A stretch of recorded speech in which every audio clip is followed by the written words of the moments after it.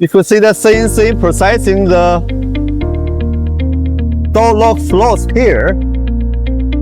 It's a very special door, so you totally have 3 slots.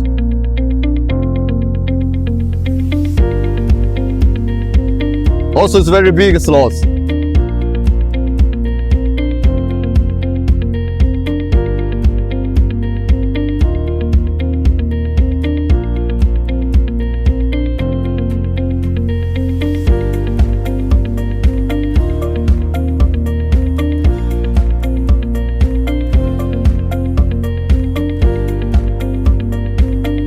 So you can see it have 3 very big slots here.